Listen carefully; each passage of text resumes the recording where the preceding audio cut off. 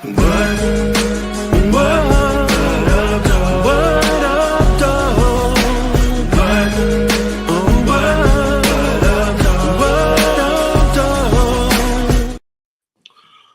to a special episode of Ground Floor, where we can agree to disagree, still be family. That's the theme song, What Up, Though, from my second album, JLE World. I own the music copyright on me on Facebook. I'm your host, all titles JLE. My co-host, Brother Jerome. What's up, good people? How y'all doing out there? Now, this disclaimer, I'm putting it when I re-air it at the regular time. We're recording early because the Lions are playing, so we all trying to check out the game. But it's a great topic that we want to talk with. We have our fellow Cooley alum, Khia, who is a human trafficking advocate. That's the topic for today. She had an event I went to, and it touched me to want to try to do what I can to share more eyeballs and awareness to this. As you see across the screen, I have the National Human Trafficking Hotline number and website. And we're going to learn more today. Bring up the guest, human trafficking advocate Khia, and our recurring guest panelist, Sonjia. There we go. Mm-hmm. Welcome to the show, ladies. Hello. Welcome, ladies. I came up with like a few questions, but I figure you kind of know more than I do. So I guess for people that might not know, what is human trafficking?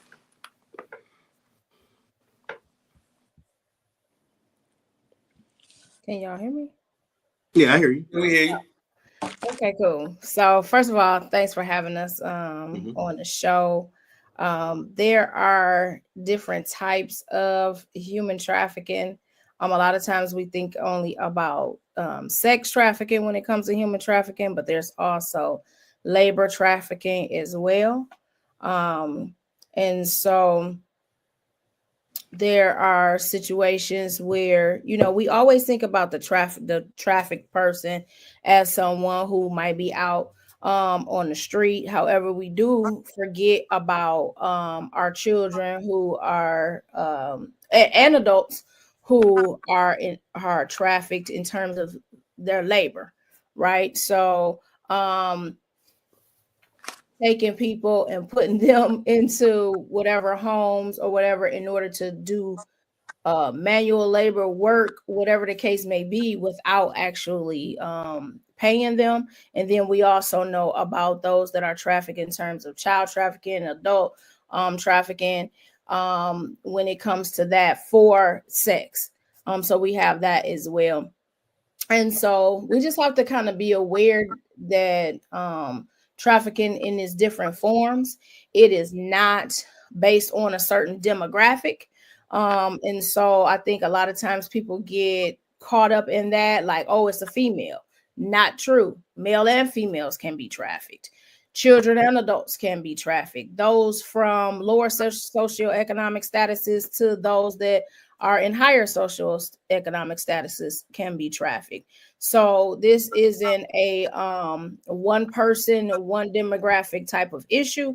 It is a global issue. It's not just only in the United States. It's all over the world. So that's what I would just like to add about that in terms of just having a broader thought path when it comes to trafficking and what that looks like. Okay. What are some signs of trafficking? Sonjia, did you have something that you wanted to add in regards to that? No, I think Jeff was saying something. I'm just listening. What are some signs of trafficking?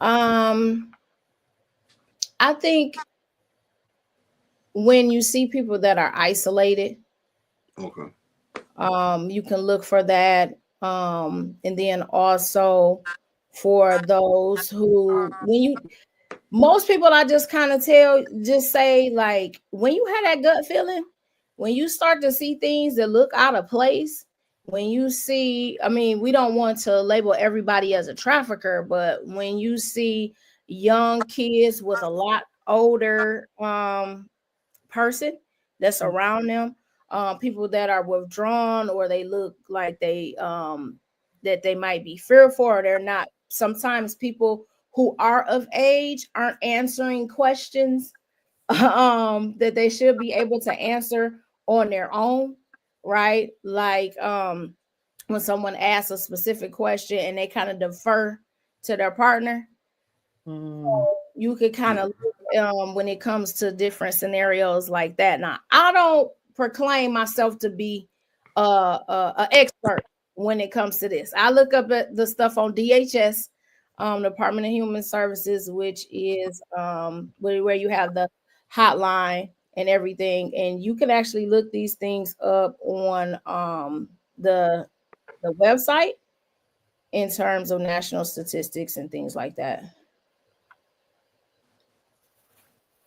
But great question.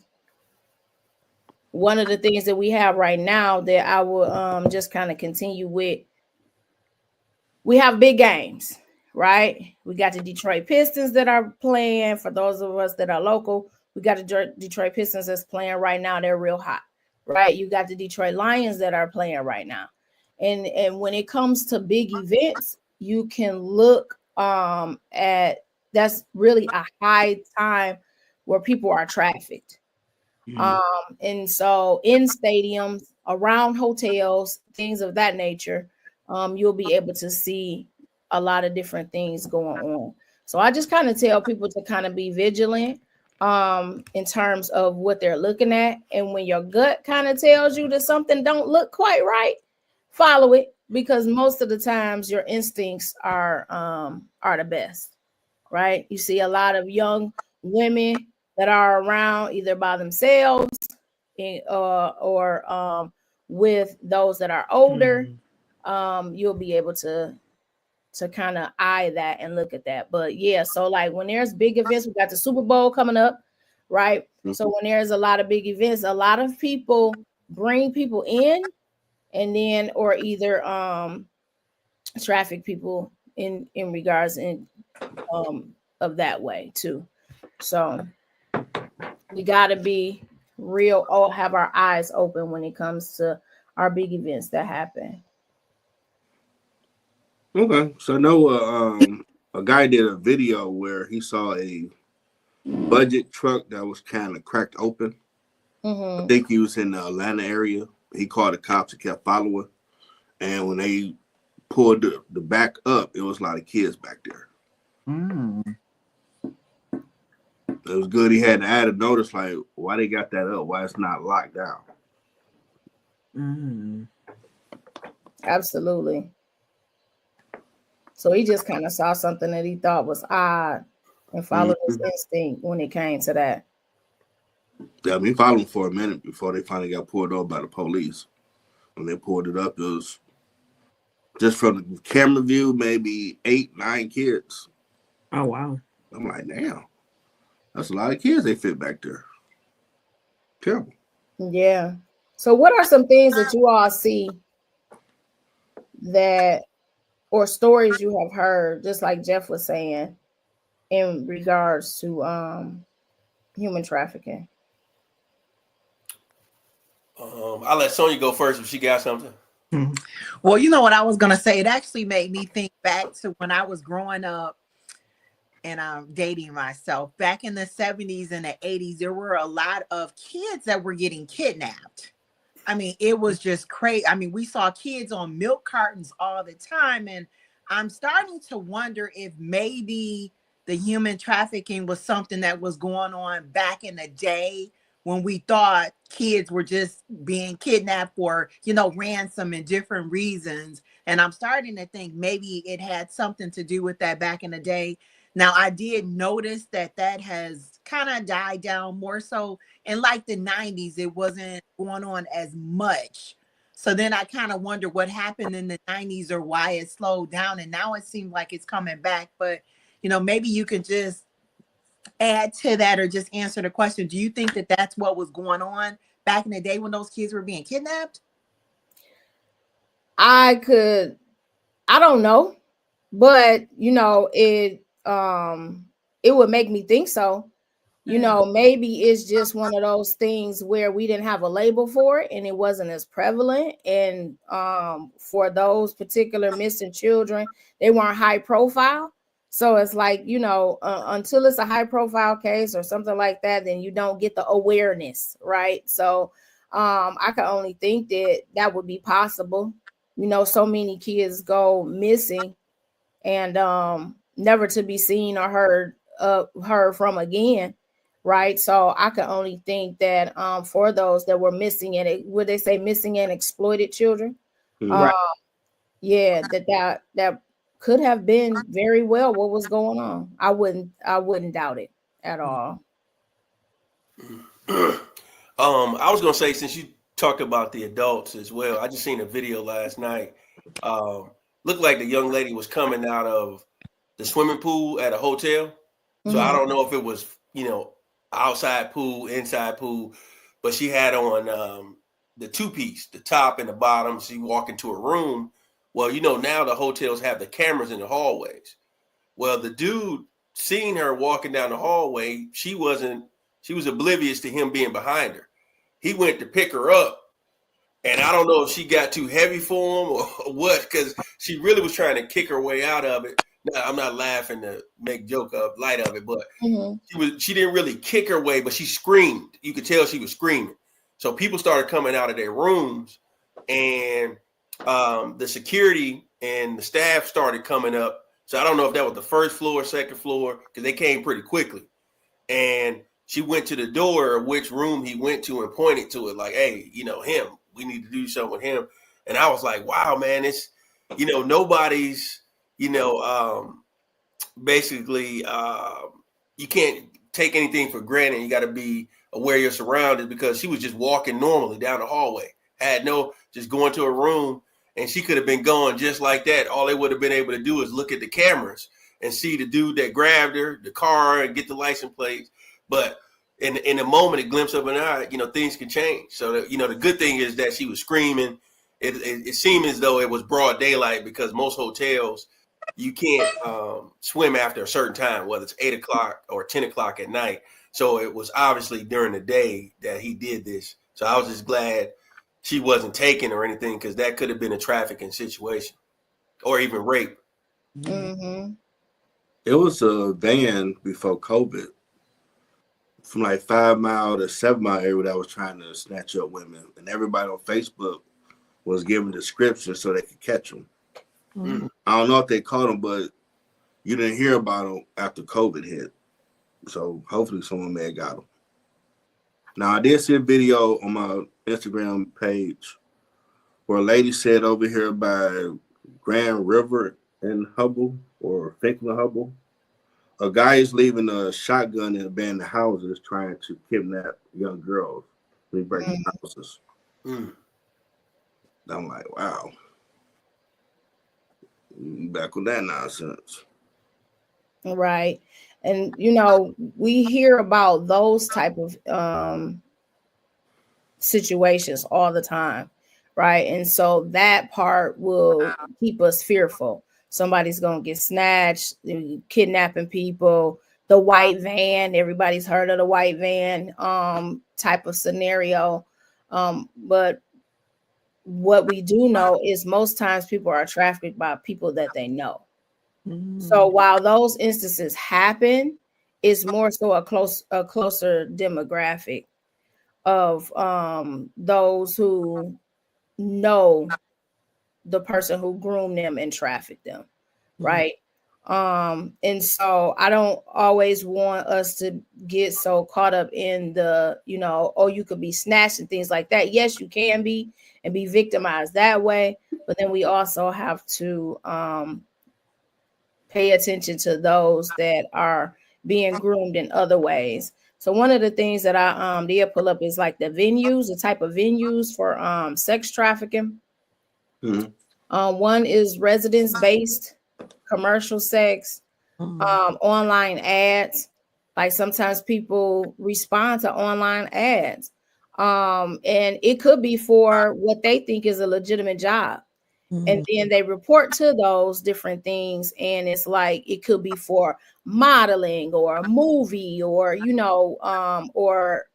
some type of actual physical job that they think that they're going to be doing. And when they're there, then asked to do different things, or it kind of groomed in that way, or actually go into a place where now they can be taken.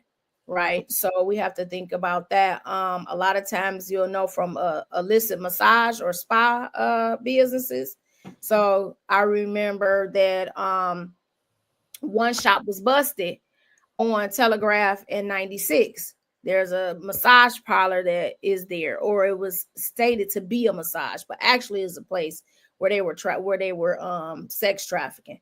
So escort and delivery services, hostess or strip club based businesses, truck stops. A lot of people are trafficked as truck stops, right? And they were different, like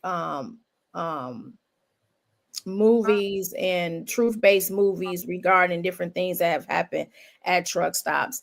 And then, of course, tourism. So that's what I had already talked about. Like a lot of people are coming in, a lot of those well-known places and establishments that people like to tour. So you have that as well. And then in terms of used for labor trafficking is those that do domestic work, restaurant and food service. Landscaping services, healthcare, housekeeping and cleaning services, health and beauty services, traveling sales crew, arts and entertainment. Then they have their peddling rings, or and then once again the hostess and strip clubs. And then we hear a lot about mining. We don't have that necessarily here, but a lot of places that mine take people and force them to work, right? So it's a lot of different ways that people can be trafficked. Earlier, well, it's not earlier now. We're in January 2025, but in October of last year, we did an awareness of how people can begin to be trafficked, and we did a back to school awareness. So we had that for our youth, and just seeing how now being able to use the internet and social media in order to start to get into groom people to be taken and be trafficked. And so now, a lot of times we share everything on social media, right? Especially those that let alone grown people, but our young people share a lot. And so we vent a lot. And so that could be an avenue to let those who are watching come in and say, oh, well, you're feeling down or whatever. And they'll befriend those young people. And so that gives them a door to be open. The same thing with gaming. We always, with gaming, and you can, have teams and all those different things when it comes to gaming. And so the person on the other end might not, the child might be 13, but the person on the other end might not be, right? And they're pretending to be someone of that age, and then they befriend them, and then that's just the end, right? And then they start learning different things about them, and next thing you know, they're trying to figure out, how can I meet up with this young person? And then they end up and they go with them, and from that, it just continues to spiral. So it's so many different things, and predators are more and more creative, right? So we just have to be vigilant when it comes to that. Now, are there any stats when you spoke on earlier of people they know that are trafficking? I never really heard about that one too much. What do you mean? That they're getting trafficked by people that they know. Oh yeah. I don't have the exact stat with me. The stat that I have right now is just about cases by state. But in terms of that, what I mean by that is there are family members that groom, right? And so grooming is just befriending in order to get somebody to do whatever it is that they want them to do. And so just like with any sexual abuse or physical abuse, it normally starts right in the community that you're in your household, with your family, with people that you're closest around. Why? Because I can gain your trust more. So although we might think it's going to be somebody that's down the street, it might be the uncle or the aunt, right? That will have someone. It might be the parent or the grandparent. Even though it's not the same situation in terms of sex trafficking, we just heard of that, this high profile case that we have going on right now in the state of Michigan, in the city of Detroit, with Naziah, who is now missing, 13-year-old, right? Who the aunt's boyfriend, whom she looked at as uncle, had groomed her from the time she was 11, had been raping her up until that time. Now she's 13. She's missing, presumed to be dead, right? Pregnant with his child. You know what I'm saying? So it's like, that's horrendous when we hear about it. But this is someone that little girl trusted, right? This is somebody that the family trusted. And we can always start to point fingers at who's to blame and all of that. But the fact remains is these things happen all the time. When we were looking at incest and sexual abuse, that happens within the family because you're more close. Across our community, we know people who will say, oh, Uncle so-and-so is the creeper. But at the same time, we're not saying why he's the creeper, right? We might just be like, he always like to hug people a little too tight. But we're not outing these people. We're just saying, oh, stay away from so-and-so, right? As opposed to saying, no, we're going to file charges, like we going to the police about these particular people, because we have a unspoken truth of kind of it's kind of unspoken, but at the same time we are protecting the predator, even though we think that we're not, right? It's just unspoken. We don't snitch. We got all of these different things going on, but you know that this particular person has a tendency to date underage people. As they say, date underage people. But how are you dating anybody that's underage, right? You're not dating anyone. We tend to victim blame. Like right now, all over the social media, this young lady was 13 years old. However, we have women along with men who are blaming her, stating that she was too fast. Right? I heard about that. Exactly. That's what they were talking about. Yeah. So how are you fast when you've been groomed from the time that you were 11 years old?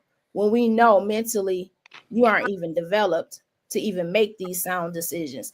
Not even to mention that this guy was 40. So how's she fast and he's 40 years old? Make that make sense to me. Pedophile need to be strung up. There we have it, right? And even going back to when we was in high school, we overlooked, oh, he 25 working at the plant, but she's 16. That's pedophile. Are you just saying harsh word? No, that's a pedophile. Where your shotgun at? Because there's plenty of women in the plant that's doing their thing. I know people that told me it's a whole different world in there. So you got people down for the cause. You don't need to go to high school. But you even had parents back then, well, he'll provide for them, so we okay with it, but it's not okay. Then we look at R. Kelly and say he's the devil, but y'all been knowing R. Kelly for a while. He wasn't the devil, so don't just point out one. Yeah. No, Uncle Billy was messing with so-and-so. He was 30, she was 10. And y'all didn't just look, oh, well, we don't know nothing about that. Like, come on. Khia, thank you for pointing out the two, because I guess I didn't realize there were two different types of human trafficking. When I think of human trafficking, I've always thought about sex. I've never thought about, the work or the labor. So thank you for bringing that up. I guess I never really realized it was two different forms. Mm-hmm. Yeah. And I think because so many times we only focus on the one, especially because it's so prevalent now and especially with the violence that's associated with it, or the victimization that's associated with it when it comes to people being snatched. So then we don't think about those that are forced into labor and those that are forced into sex and labor. So you have sex trafficking, labor trafficking, and sex and labor trafficking, right? Where it's a combination of the two that's going on. But that's any force or coercion that is against someone's will to produce whatever act, regardless if it's labor or if it's sex. And they've been talking about a lot of the people trying to come to America on how they be getting them like that. Like, okay, we're gonna bring you over here, $500. Well, you gotta work that off. And by getting you here, because we almost got caught, it's $1,500. Well, you know they ain't got $500, so now they got this debt. You're gonna have them work off, whichever way they try to do it. Unfortunately. Yeah. So I wanted to get the let's see if I can get the pure definition.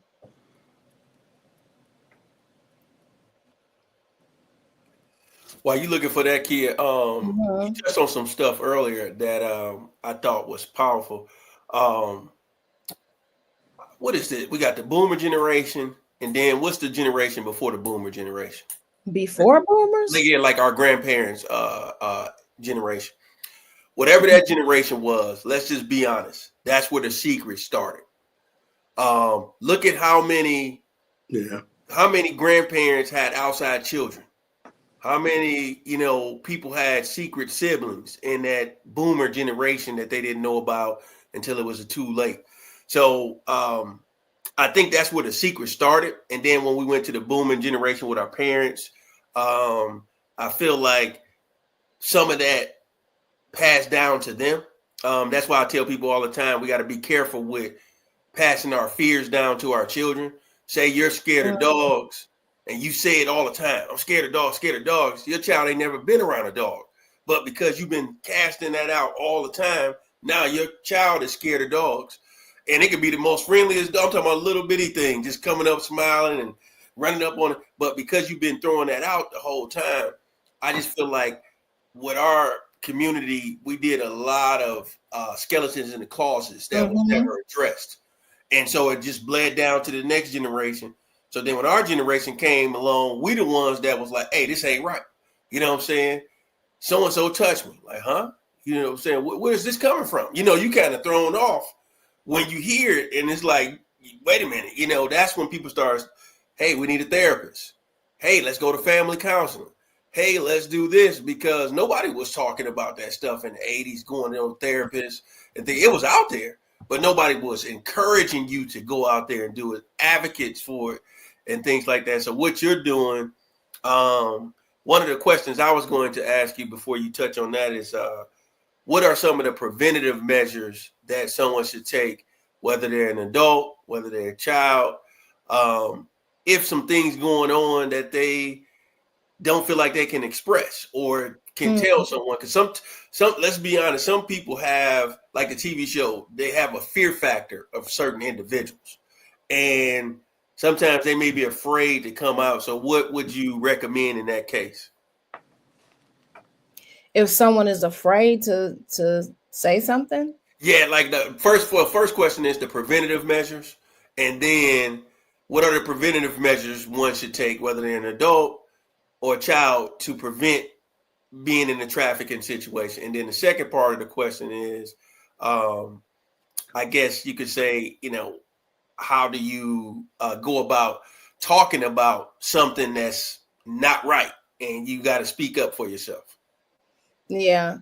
I think in terms of prevention, the best way to, and this is just my opinion, like I said, I'm not an expert, but I think the best way in anything when it comes to prevention is making people aware.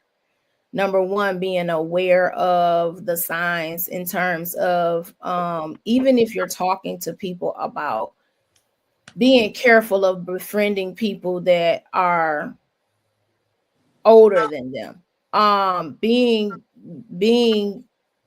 sure of yourself and not allowing people to coerce you to do something that you don't want to do.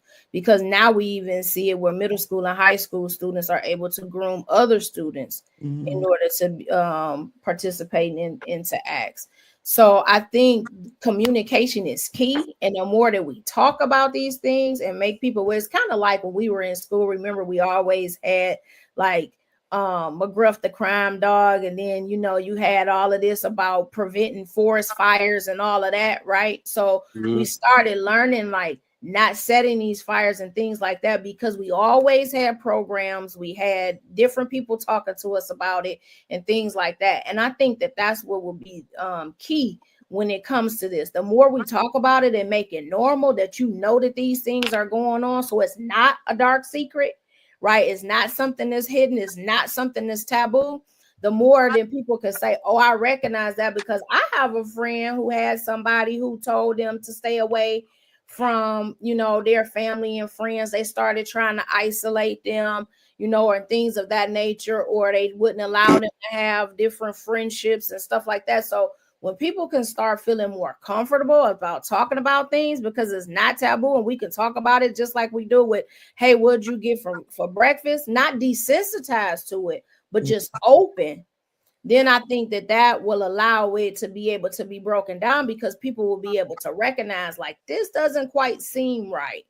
So let me talk to somebody about it based upon the things that I've seen. So I think that that's the biggest preventative measure when it comes to that.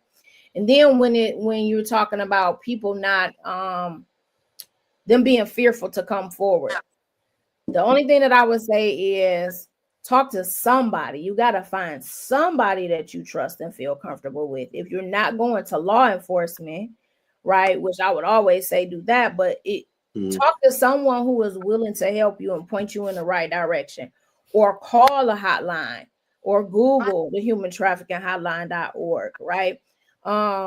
Just find someone that you feel comfortable with, even if it's a teacher, a counselor, your therapist, things like that.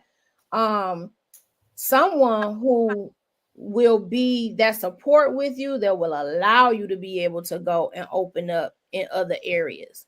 Get a note to somebody, right? We've even seen that. If you like out and about and you just scared and don't know what to do, send a note to somebody, your server, the person you might be purchasing clothes. Like, get a note to somebody, tell somebody something, and leave some type of trail.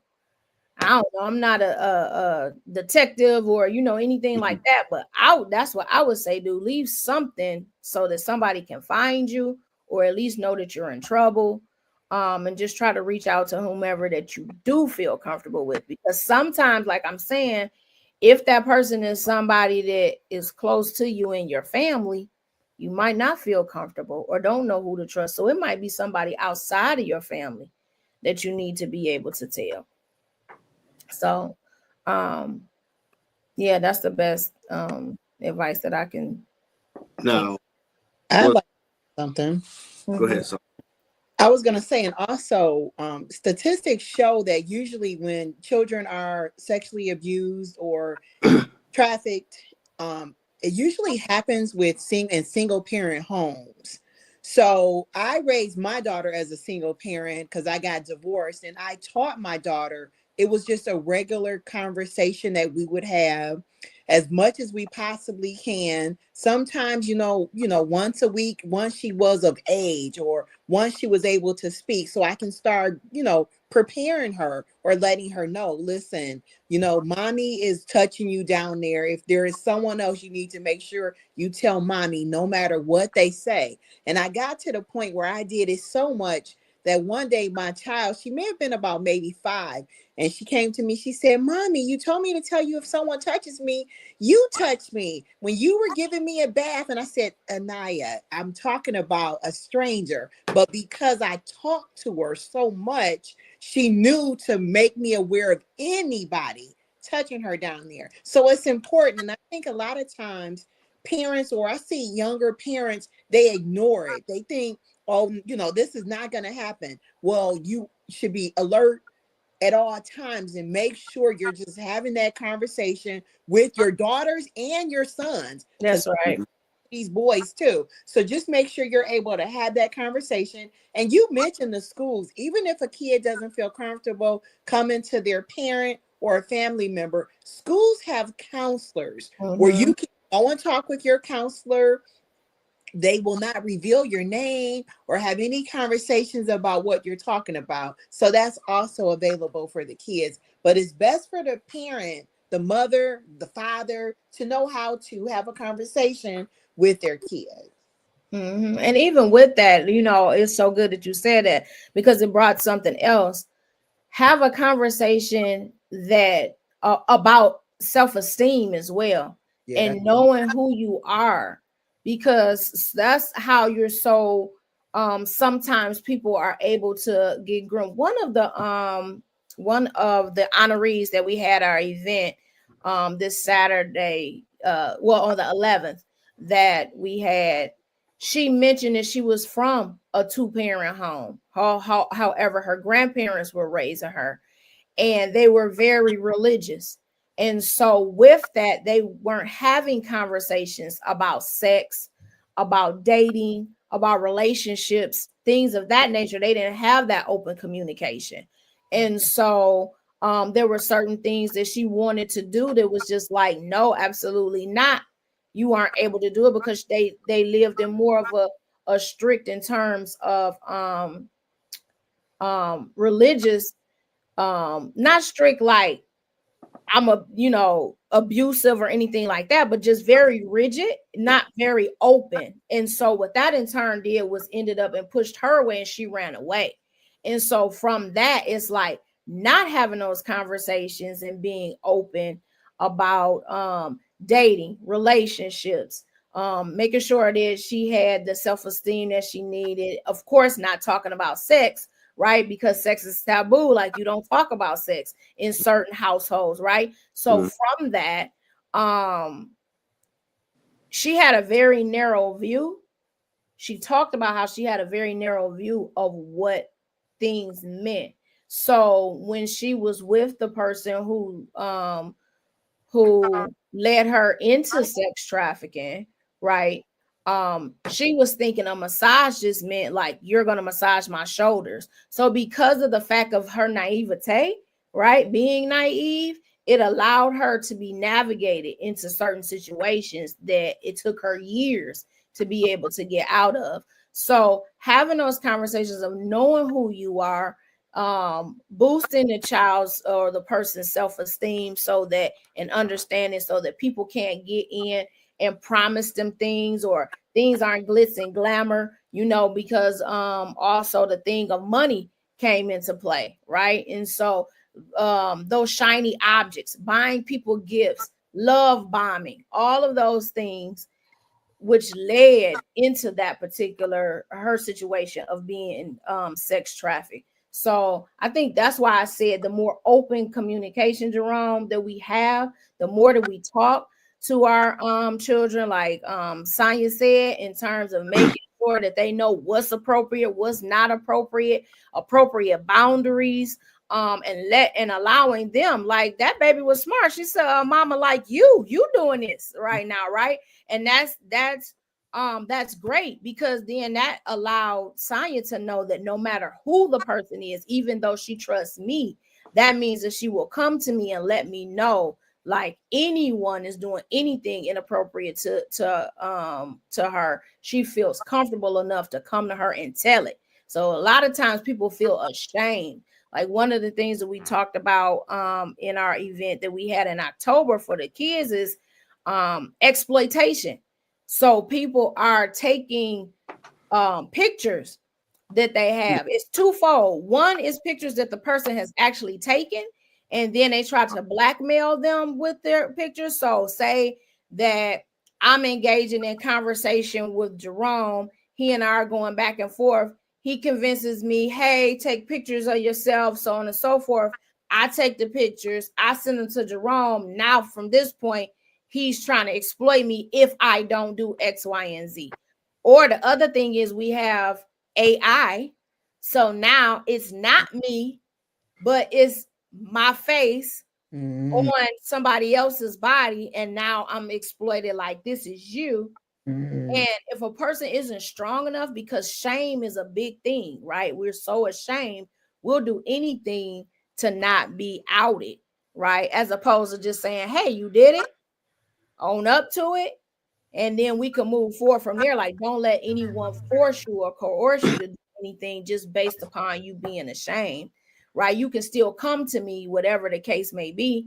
But then the other thing is, if it ain't you, it ain't you, right? So if somebody else is pretending that this is you and making it seem like that this is your body, and now they want to flash it all over social media or threaten to do different things in order for you to perform, or whatever. And I had a glitch in the system. Yeah. I don't know if everybody else Yeah. did. No, just you. You came back down. Oh, okay. But yeah. So with the web and the internet and social media, like so many other things are coming into play with that as well. Now, I know when Jerome was asking about the generation before, I looked it up. They called them the silent generation from 1925 to 1945. And in a Time magazine article in 1951 is when they gave them that name. Now, I had a question. Do the schools have after-school programs about trafficking? Like we had the gangs, the drugs, and the STDs and stuff we used to learn about. They do. Some schools do, but I know I used to teach. And when I was teaching, during the time that I was teaching, they had, various, programs to help kids, to become aware of the various things that are going around. But again, you also have to be careful because some parents don't want their students to be, To know. listen or to have knowledge of certain things too. So they have to be careful. But when I was teaching, they did have those programs. Okay. And they do have an organization that goes into the school specifically to talk about human trafficking as well. So there are when you have the different nonprofits and things like that. I know Alternative for Girls at one particular time had a program where they would go in and they would talk to youth as well. I'm not sure if they continue with that program. But so there are certain nonprofits that do go in and educate youth in regards to that. Yeah. So that's huge. But we need more. And in the United States as a whole, we need to do a better job in terms of society and what we deem acceptable and unacceptable. Because it's purely acceptable for people to walk around sexualizing everything. But when it comes to having an educated conversation about sex, now it's taboo. Now we don't want our kids to know about it or hear about these particular things, So we have to be careful when it comes to that. But that's why I said we need to start normalizing having the tough conversations. And that's the thing, because it makes us uncomfortable. We don't want to have those conversations at all. But then it's hindering our children. Yeah, they need to know. Right. Now. And you can do it in a respectable way. It's not because you're having a conversation that's like, oh, go out here and and be promiscuous. You know what I'm saying? But you still need to be aware of the responsibilities that come along with sex and the ways that people might entice you with that as well. So even if it's just a conversation that everything that glitters isn't gold, and you have to be aware of these things, and don't be so easily swooned, right? And that's just part of grooming into that. And it's not your fault if you don't know. And even though different things happen and you might believe or trust a particular person, if they lead you down the wrong path, you still can come out of that. You don't have to just continue to go down that road because of the fact that you feel ashamed. And that's for people who are able to, that aren't snatched, right? This is just that's not the conversation for those, of course, who are taken against their will. but those that maybe just are engaging in conversations at this particular point. Yeah. Hey, But Khia, I got a question. Does the I guess the programs that's out there, do they ever offer or suggest self-defense courses, especially for teenagers and adults? Because sometimes if you just know what to do, if somebody grabs you from behind, even if people horse playing, just knowing how to get out of a move, because sometimes you can be out and about. You might be at a grocery store or a mall. You could be at Myers and somebody just comes up and grab you from behind. If you can just know how to get out of that move real quick, something that you can do to shake loose. Do they encourage that, or is that frowned upon?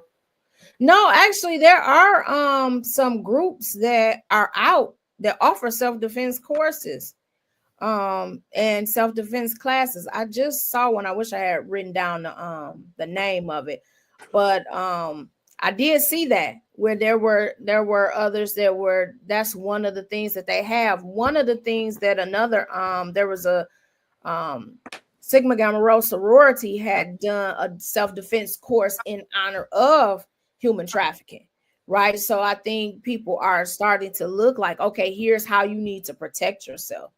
So yeah, there's that. And then there are others that believe in the right to bear arms. And so we even have There you those go. that it was called at one time there was an organization, no, there was a business that were selling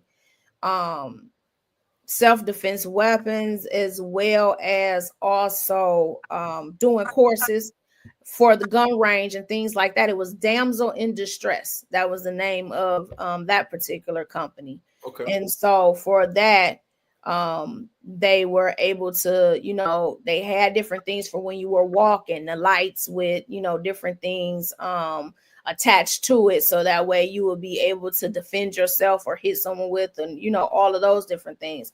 So it's out there.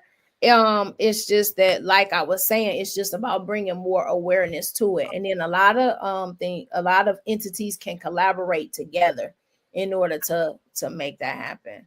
Yeah, great question. No, hey, I me personally, I'm one of those that is big on the Amendment 2, the Second Amendment. But for those who don't like to carry, I get it. But what I recommend for women in particular, young ladies, not so much for public schools because they may not allow it, but I recommend pepper spray, not mace. I recommend a bear spray if you have it. Like my wife. We also have her car because she one of those don't want to have a gun on her. But I also have a baton, the police baton. So you can get the one that's I think it's 32 inches, 24 inches, and 18 inches. So you got to get the size that you're comfortable with. But we're talking about the metal ones, not that old school wood one that they used to carry. I'm talking about that metal one. And I showed her how to do, I showed her how to do it like we was Teenage Mutant Ninja Turtles, where you just take out the knees real quick. And she was looking like, where you learn all of that at? I say, don't worry about what I Here we go. You just focus on what you need. You worried about the wrong things. But You're right. But in all seriousness, I do encourage women to, and you can get the little key ring one you keep on your ring. Yeah. Had that pepper spray, a dude's approaching you, you told him to get away from you, like, hey, you don't step back, he come too close, you hit him. And trust me, that pepper spray is gonna slow him down. The bear spray even more. That stuff is no joke. And Pocket knife. Yeah, hey, pocket knife, even the little the not the old school, but the new school, you can go to Home Depot, Lowe's, it pops out, Costco, Sam's, it's got the little thing on there. I always tell everybody's not comfortable with weapons, but if you got to get somebody off of you, you got to do what you got to do. And, just get up out of there real quick. I always tell everybody, you don't have to kill anybody if that's not what you're trying to do, but you want to be able to slow that person's thing so you can get up out of there and keep it moving. Yeah. They forfeit all that when they try to attack you. And what you got to do. Woman, Khia, when you mentioned that earlier, I think as parents, we also have to be cautious of who we are bringing around our kids. And sometimes I feel some people, and I remember this when I'm a single parent and I'm dating, everyone does not need to meet or be around your kids. Mhm.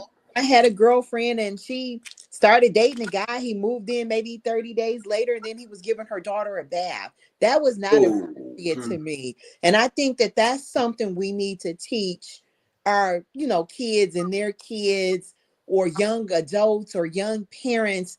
Watch the company that you keep or who you have around your kid, because sometimes they can groom your children, and then your children are out there being trafficked, and you could have avoided that by not allowing that person in your home, or allowing that person to be alone with your children. Yeah, we do have to be aware. And one of the things that I look at, I always teeter on a fine line, right? Because number one is having a quality of life, one that you feel free, one that you are able to express yourself and things of that nature, right? And then the other one is being cautious and being aware. I think one of the things that I don't want us to walk in fear and think that everybody is a criminal or out to get. And so we have to, that's why I say pay attention to your surroundings and follow your gut, and don't be so blinded because you want to have a relationship, right? But also don't put everybody in a category of this isn't appropriate, or they might be doing this, or whatever the case may be, just because we live in a world where some people do operate inside of that darkness. I think we run a fine line of being cautious and being fearful, right? And projecting those fears. And so I don't want us to ever have to live in that, right? But I do want us to still be aware of our surroundings, aware of the people, like you said, who we have in our company, aware how we care for our children, aware of how we care for one another. I think when we start to be open when it comes to that, then you can still live life without living in so much fear, but then also be aware. So then that way, when you do get that gut, number one, you have your spidey senses. Those are real. When you start getting that gut, when different stuff start happening, when you tense up and you start feeling that lung, that's real. So when you start looking at things and you like, I don't know if that's if you start questioning, then it's better to err on the side of caution, right? But don't project onto other people as well, So it's a fine line that we walk. But I think that we can still live very fulfilled lives without living so much in fear either, that different things might happen. So I know we were talking about human trafficking in terms of like, what is the true definition? So it's the unlawful act of transporting or coercing people in order to benefit from their work or service, typically in the form of forced labor or sexual exploitation. So you're either transporting or coercing people in order to benefit from their work or service, typically in the form of forced labor or sexual exploitation. Wow. Do you happen to know, Khia, what's the, I guess, top 10 cities in the U.S. right now for the human trafficking?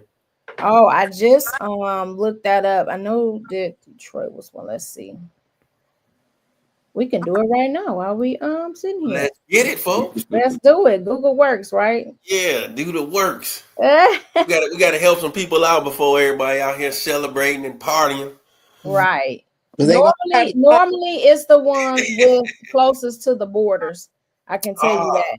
Okay. So we were, because people can get in and get out very quickly. So it was Detroit, Texas, Ohio, but let me get the actual words. Top cities. We have been doing more in terms of bringing awareness, so we had kind of dropped So we do have those with the most cases. Can we get anything quick? Can I just get a I was gonna say I'll try to help you out on top that. 10 or 5 U.S. cities with the most cases of human trafficking? Houston, Texas, Los Angeles, California, New York, Washington, D.C., and Chicago. Wow, that's close. And that was according to a New York requirements blog. Wow. Yeah. Wow. I know everybody about to be, watching these games and things, but I guess tell us the people out there, the program that your organization you're with, how they can reach out, how they can help, things of that nature. Sweet. So one of the things that I'll say is that for listen, I love Hopewell Missionary Baptist Church. That is my home church where our pastor is Casey Pierce II. And so with that, we started a social justice ministry. And so we are called Beyond Four Walls. And so one of the things that I love about him is that he's always open to bringing about change and doing work in the community. And so for that, we actually got started with this before COVID. Now it's part of the ministry. Before COVID in 2019, and we started, myself and my cousin have formed a thing. We called it Break the Silence, which basically was about bringing awareness to human trafficking itself. And so we just said, hey, like, this is something we want to do, because during that time people were being snatched and taken, and we had a lot of myths going on and all of that. So we had started and to dispel the myths, and we said, how can we bring awareness to this, and can we use our church to have the event? And he was like, yes. And so from there, we were able to partner with other churches just to house and have the event at their venue, right? So it wasn't part of our church. But then COVID happened and no one was able to meet anymore and all of that. So after that, so last year, he was like, listen, he does some things in terms of NAACP and being the vice president of religious affairs. And so I am always an advocate for human rights. And so in that, we wanted to be able to do something in the church and have a ministry within the church that we can have other kingdom builders become part of. And so that's how Beyond Four Walls was birthed. And so from that, he was bringing awareness to human trafficking is just one of the entities and one of the things one of the things we want to bring awareness to. But then we also are able to bring awareness to other things as well, such as economic injustice, educational injustice, anything that's related to human rights. We'll be speaking about and then having different things just to bring awareness in form of that. So we were given the go ahead to have a back to school awareness event that we had. And then we also just had our brunch. That was the first of the year. And so one of the things that we want to do is make sure that we're able to do that each and every year and get bigger and bigger. So, so that's how that is coming about. So there will be some other things and entities that we will have moving forward that will bring awareness to all injustices, because we are social justice for the people. That was good. Hey, Jeff, can you put her info up on here when it airs, so that way people would know how to help, how they can volunteer, how they can do things, donate, things of that nature? Yeah, she sent it to me. I put it up there. Yep, absolutely. So listen, I'm always one to bring people to church, right? So y'all could come on to 1831 Ewall Circle, right? That's where Hopewell Missionary Baptist Church is. And so if you would like to be a part of our ministry, then that's how you come about. But then for others who would like to make donations and things of that nature, then you can always get my information and be able to call me. Or you can email me, right? You can email me, KhiaFry, KHIAFRY, the number 10 at gmail.com. Like that. You got Jeff? It done what I hoped it would do, but I wanted to do this to No, I guess we do the closing bring remarks. awareness. Definitely pay attention. I'm glad we're not the old school silent people, because ain't no telling how many terror stories there's still people processing from what they experience. But you know, if your spidey sense just look at something, it ain't right, call 911, maybe film the license plate or something, let somebody know. Because I think God does give us discernment to like something that right over there should help. But some people don't. Like I saw a video yesterday where a dude threw gasoline on himself, middle of the street. People just bagging back. He about to grab the lighter, and the dude ran up on him and arm and gave him a hug. And he embraced him. And then a lady was trying to douse him off with water. And I'm like, just that one dude, because everybody like, oh my God, what are you doing? Something wrong to do with dousing this stuff with gasoline in the middle of the sidewalk. Only one person around there like, nah, you ain't doing that. Nah, give me a hug, bro. You're going to get through it. It's only take one to just do something. Right. So if you see something, say something. And Amen. hopefully that'll get more people to make that more of the thing to do. Because snitching is cool. I don't care what trap and all that garbage say. If someone doing some dirt, tell on them. It protects your community and makes it a safe community for the kids to walk around in. So you thinking snitching ain't cool, you stupid. Because someone doing something to your mama, you want to know who did it. You don't want to hear why I can't snitch, though. You want to know where you at, so you go take care of that. So you see something ain't being done right to kids, women, elderly, say something. And we want to thank everybody on the panel, especially Khia, for all the information about human trafficking. I'm going to try to set stuff up for it when I air it later so people can know how to reach her. Yeah. And I just want to say, like, if you notice that people are withdrawn, if they're isolated, if you start seeing, within, for those that are in a household, and you start seeing items that that you didn't, especially for parents, that that you didn't provide money for, and gifts starting to flourish and come up in different places. If you notice a group of people while you're out at the sporting events and they're like around other people, around those who seem to be older, if anything seems out of the ordinary, say something. And let's keep this conversation going.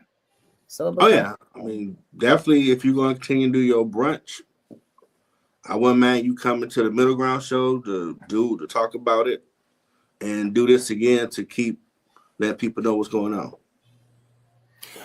Before we leave today, Khia, is there a month dedicated to this? Yes. I got a day, but is there a month in particular that's dedicated? January.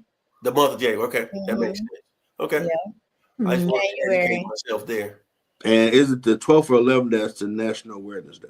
The 11th is National Awareness Day, and it's blue. So a lot of times it'll be like a blue out, and everybody will wear blue on that particular day. Okay. Yeah. Is it a particular blue, like a navy blue, royal blue? Light blue? It kind of like the blue. Okay, like the Lions blue. Not Honolulu, but more like a royal. Okay, more like the Bills color blue. Okay. I'm trying to see where they from, cuz. Yeah. Like the blue that's around our name. Yeah. That kind of Yeah. No, this was good. I think a lot of people need to be educated on this thing because, like you said, you know, it's I learned something like Sonjia on that. I learned something I didn't think about the labor trafficking. You always think, you know, sexual trafficking. You don't think, hey, I'm bringing these people in here, having them working and everything. So that was very educational. I think a lot of people today gain something from that when they view this later. If they look at it later, it'll probably be tomorrow. So,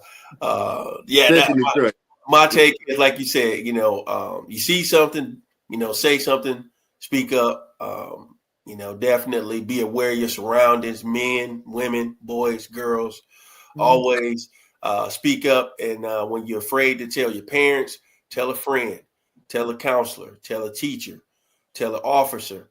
You got to tell somebody because, you know, the silence, it only comes back to haunt you when you get into your adulthood. And nobody tells you that, but that's just the truth of the matter. So it's better out than in. That's the truth. And what I do for this episode, like I do for the interviews, I put all the information when I post it so they know how to reach you, the website, the phone number, all that good stuff. Because Ground Floor, we partner to help people.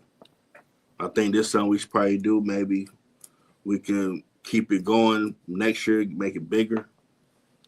You know, because people are not really paying attention to this, and they keep taking people. Yeah. In the Metro Detroit area. Absolutely. So we need to make that more of a trending topic where, hey, come here. What's going on? Like, what's going on? I saw the little girl over there. She looked kind of weirded out. Like, hey, come over here for a minute. What's going on? You good? And I saw this dude over there. I know they did like a video or testing where a guy was harassing a kid or a woman to see what people intervene. And some kept barking, and some will be like, "No, what's going on over here? Right. Leave the person alone." And it just said that we've got so that ain't my problem. That is your problem. That could have been your relative that you hope someone would help. So we hope y'all enjoyed this episode. Yes. Go Lions. Go Lions. That's right. Yes. Go Lions. We do that. We Middle Ground brand. We Detroit. That's what we do. Don't care about ESPN for the clowns. We talk about the trade show love. For sure. And we'll make sure to drop the tips and the hotline and all of that in the description part of the show. Now we'll do something fun next week. Balance it out. Keep grinding, Khia. So y'all have a blessed day. Thanks. All right. Have a great weekend. And y'all have a good one. Go Lions. There you go. All right, everybody.